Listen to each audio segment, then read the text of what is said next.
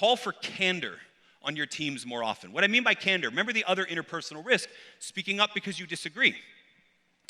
Sometimes when I talk about trust and psychological safety, people confuse that with sort of this idea that you're never going to hear things you disagree with. That's not psychological safety. Psychological safety is that even though I disagree, I feel safe saying that to the team, and I feel like they're going to hear me and listen to me.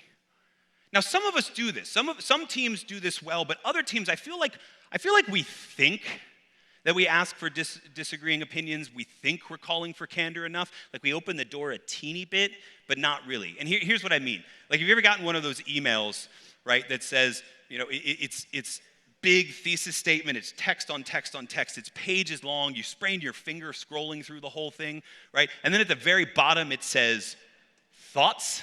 That's not what I mean when I say call for candor. My only thought is your email's way too long, but that's me personally.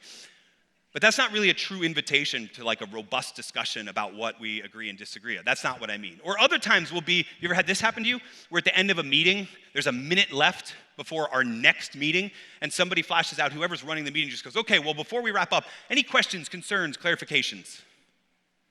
You ever received that one?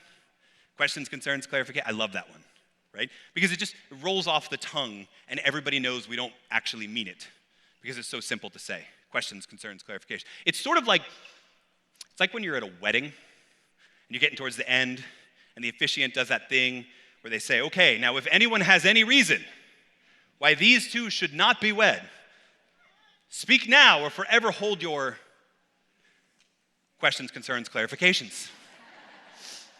You know you're not supposed to say anything, right? Nobody says anything in that, unless you're on a soap opera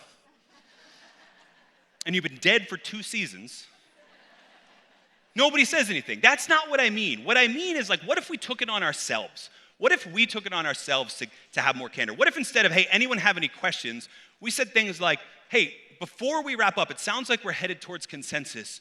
What am I missing? Do you get the difference? Or even just from any questions to what questions do we have? Right? See, one is like, if you don't understand, this is the 1 minute I'll give you to ask for clarification. The other is, I'm confident that I was not clear enough, that I messed up explaining something, and that you probably need a little clarification from me. What questions do you have for me? One puts it on them, the other puts it on me. That's what I mean when I say call for that sense of candor.